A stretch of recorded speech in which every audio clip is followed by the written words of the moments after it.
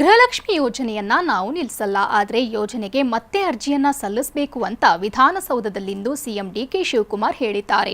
ಗೃಹಲಕ್ಷ್ಮಿ ಜೊತೆಗೆ ಗೃಹಜ್ಯೋತಿಗೂ ಕೂಡ ಮತ್ತೆ ಅರ್ಜಿಯನ್ನ ಸಲ್ಲಿಸಬೇಕು. ಫಲಾನುಭವಿಗಳಿಗೆ ಹಣ ಹೋಗ್ತಿದೆ ಅನ್ನೋದು ಗೊತ್ತಾಗ್ತಿಲ್ಲ. ಯಾರದ್ದೋ ನಂಬರ್ಗೆ ಸರ್ಕಾರದಿಂದ ಹಣ ಹೋಗ್ತಿದೆ. ನಾವು ಯಾರನ್ನೂ ತೆಗೆದುಹಾಕುವ ಕೆಲಸ ಮಾಡ್ತಿಲ್ಲ. ಯೋಜನೆಯ ಸೌಲಭ್ಯ ಅರ್ಹರಿಗೆ ತಲುಪಬೇಕು ಅಷ್ಟೇ ಅಂತ ಹೇಳಿದ್ದಾರೆ. ಸೊ ಯಾರು ನಿಜವಾಗ್ಲೂ ಒರಿಜಿನಲ್ ಹೋಗ್ತಾ ಇದೆಯೋ ಇಲ್ಲೊಂದು ಚೆಕ್ ಮಾಡಬೇಕಾಗಿದೆ. ಅದಕ್ಕೆ ಮತ್ತೆ ಅವರು ಅರ್ಜಿಗಳನ್ನು ಕೊಡಬೇಕಾಗ್ತದೆ. ಯಾರಿಗೂ ನಿಲ್ಸಕ್ಕೆ ಹೋಗಲ್ಲ ನಾವು, but they will have to give an application.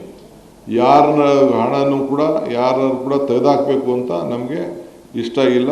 ಗೃಹಜ್ಯೋತಿಗೂ ಕೂಡ ಅವರು ಅರ್ಜಿಯನ್ನು ಕೊಡಬೇಕು. 1,64,000 ಜನ ಯಾರು ಮನೇಲಿದ್ದಾರೆ ಅವ್ರಿಗೆಲ್ಲ ಕೊಡ್ತಾ ಇದ್ದೀವಿ. ಅವರು ಕೂಡ ಒಬ್ಬೊಬ್ಬರು 5, 6, 7 ಇದಿದೆ ಅವ್ರಿಗೆ. ಅವರೇ ವಾಸ ಇದ್ದಾರಾ, ಬೇರೆ ವಾಸ ಮಾಡ್ತಾ ಇದ್ದಾರಾ, ಯಾರ ಮನೇಲಿ ವಾಸ ಮಾಡ್ತಾರೆ, ನಮ್ಮ ಕರ್ನಾಟಕದವ್ರು ಅಲ್ವಾ, ಅವ್ರ ವ್ಯವಸ್ಥೆ ಏನಿದೆ, ಇದನ್ನೆಲ್ಲ ಕೂಡ ನಮಗೆ ಮಾಹಿತಿಯನ್ನು ತಿಳ್ಕೊಳ್ಬೇಕಾಗ್ತದೆ. ಅವರು ಕೂಡ ಗುರುತಿನ ಚೀಟಿಯನ್ನು ನಾವು ಕೊಡಬೇಕಾಗ್ತದೆ. ಈಗ ನಾವು ಸುಮ್ಮನೆ ಗೃಹಲಕ್ಷ್ಮಿ ಯೋಜನೆಯನ್ನ ನಾವು ನಿಲ್ಲಿಸಲ್ಲ, ಆದರೆ ಯೋಜನೆಗೆ ಮತ್ತೆ ಅರ್ಜಿಯನ್ನ ಸಲ್ಲಿಸಬೇಕು ಅಂತ ವಿಧಾನಸೌಧದಲ್ಲಿಂದು ಸಿಎಂ ಡಿಕೆ ಶಿವಕುಮಾರ್ ಹೇಳಿದ್ದಾರೆ. ಗೃಹಲಕ್ಷ್ಮಿ ಜೊತೆಗೆ ಗೃಹಜ್ಯೋತಿಗೂ ಕೂಡ ಮತ್ತೆ ಅರ್ಜಿಯನ್ನ ಸಲ್ಲಿಸಬೇಕು. ಫಲಾನುಭವಿಗಳಿಗೆ ಹಣ ಹೋಗ್ತಿದೆ ಅನ್ನೋದು ಗೊತ್ತಾಗ್ತಿಲ್ಲ. ಯಾರದ್ದೋ ನಂಬರ್ಗೆ ಸರ್ಕಾರದಿಂದ ಹಣ ಹೋಗ್ತಿದೆ. ನಾವು ಯಾರನ್ನೂ ತೆಗೆದುಹಾಕುವ ಕೆಲಸ ಮಾಡ್ತಿಲ್ಲ. ಯೋಜನೆಯ ಸೌಲಭ್ಯ ಅರ್ಹರಿಗೆ ತಲುಪಬೇಕು ಅಷ್ಟೇ ಅಂತ ಹೇಳಿದ್ದಾರೆ.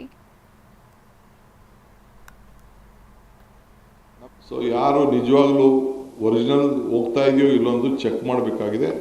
ಅದಕ್ಕೆ ಮತ್ತೆ ಅವರು ಅರ್ಜಿಗಳನ್ನು ಕೊಡಬೇಕಾಗ್ತದೆ. ಯಾರಿಗೂ ನಿಲ್ಸಕ್ಕೆ ಹೋಗಲ್ಲ ನಾವು, but they will have to give an application. ಯಾರನ್ನ ಹಣನೂ ಕೂಡ ಯಾರು ಕೂಡ ತೆಗೆದಾಕಬೇಕು ಅಂತ ನಮಗೆ ಇಷ್ಟ ಇಲ್ಲ. ಗೃಹಜ್ಯೋತಿಗೂ ಕೂಡ ಅವರು ಅರ್ಜಿಯನ್ನು ಕೊಡಬೇಕು. 1,64,000 ಜನ ಯಾರು ಮನೇಲಿದ್ದಾರೆ ಅವ್ರಿಗೆಲ್ಲ ಕೊಡ್ತಾ ಇದ್ದೀವಿ.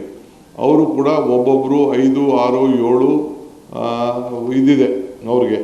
ಅವರೇ ವಾಸ ಇದ್ದಾರಾ, ಬೇರೆ ವಾಸ ಮಾಡ್ತಾ ಇದ್ದಾರಾ, ಯಾರ ಮನೇಲಿ ವಾಸ ಮಾಡ್ತಾರೆ, ನಮ್ಮ ಕರ್ನಾಟಕದವ್ರು ಅಲ್ವಾ, ಅವ್ರ ವ್ಯವಸ್ಥೆ ಏನಿದೆ, ಇದನ್ನೆಲ್ಲ ಕೂಡ ನಮಗೆ ಮಾಹಿತಿಯನ್ನು ತಿಳ್ಕೊಳ್ಬೇಕಾಗ್ತದೆ. ಅವರು ಕೂಡ ಗುರುತಿನ ಚೀಟಿಯನ್ನು ನಾವು ಕೊಡಬೇಕಾಗ್ತದೆ. ಈಗ ನಾವು